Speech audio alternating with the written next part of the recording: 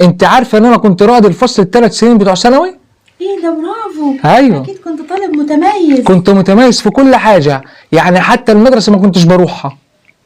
ازاي يعني؟ ما كنتش بروح المدرسه، يعني انا كنت كده كده بخلع من المدرسه، يعني بيني وبينك يعني. بتهرب من المدرسه؟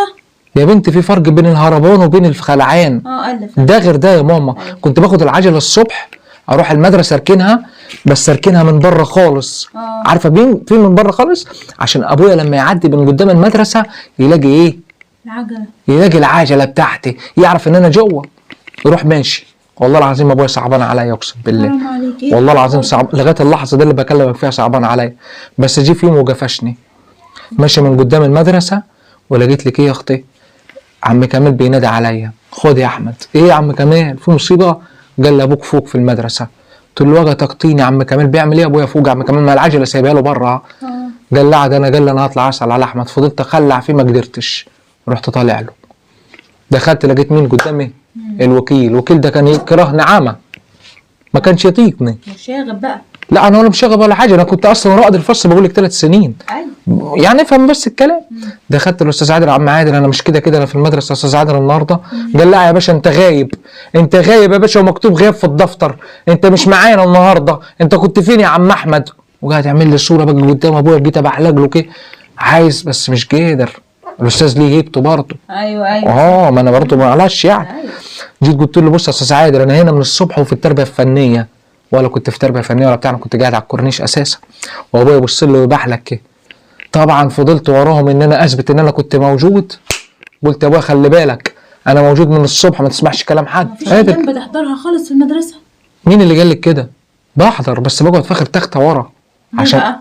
ما انا الذاكره بتاعتي او التفكير بتاعي ما بيقدرش يجيب قدام. لازم ارجع ورا عشان اقدر استوعب المعلومه. المعلومه بتجيلي ايه زي نظام على بعد. فاهمه انت؟ فاهم ايه؟ المواد اللي بتشرح؟ لا طبعا ولا افهم حاجه. يعني انت عندك بيقولوا فيزياء قال وكيمياء واحياء ومش عارف ايه، ويقعد الدكتور يوش ولا الاستاذ يوش ده في المدرسه، وانا ولا هنا. انا انت تصدعني، انا مش ناقص. انا ليه اللي خليني اروح الكورنيش؟ ما انا بسبب الكلام ده كله. ما بحبش انا الوش. ورقه الغياب في جيبي يا باشا، واقعد ادور في الحوش شويه، اخش تربيه فنيه شويه، اخش المكتبه شويه، واديها ماشي لغايه لما اليوم يعدي، اليوم اللي انا بروحه، واروح ماشي. ما كنتش بتاخد دروس؟ دروس؟ ده انا اكتر حد في العالم خد دروس. اتحداك ان حد خد دروس جد. انا ممكن الدرس بتاع العربي ده خدت يمكن عند 10 مدرسين عربي. ليه كده؟ ما كل شهر غير مدرس. ليه بقى؟ ما انت فاكره اروح اديله فلوس بتاعت ابويا عرجان فيها ابويا وطلع عينيه؟ لا طبعا ما اديلوش فلوس المدرس، اصرفها انا. يا ابن اللذين. ايوه ما حرام، ابويا تعبان في الفلوس وعرجان. تصرف. اروح اديها للمدرس؟ اغير المدرس هنا. يعني اخد الشهر ده من ابويا اروح للمدرس حصه واحده، سلام عليكم يا مدرس، اقعد معاه كده كاني مش فاهم حاجه. اروح لابويا اقعد مثلا الشهر ده، اقول لابويا انا عايز اغير المدرس ابويا وحياه النبي. حاضر يا ابني، اروح اغير المدرس، يديني الشهر اللي بعده احطه في جيبي. ده عرج ابويا، ما ينفعش تديني المدرس يا بنتي. انت مش يا ست الحكايه. وحكيت لك حته صغيره، جزء بس من حته الثانويه العامه اللي انا كنت فيها. طب انت بذمتك اللي انت عملته ده صح؟ يا بنتي انا اصلا فرجت معايا طب على 35%، تقول لي صح ولا لا؟ يعني انا فاشل؟ انا بقول الكلام ده عشان ما حدش يعمله. يعني انا بقول لك انا ذاكرت وما ذاكرتش. طب انا رحت دروس ما رحتش. طب بروح المدرسه خلعت. طب انا فين؟ انا مش دكتور دلوقتي.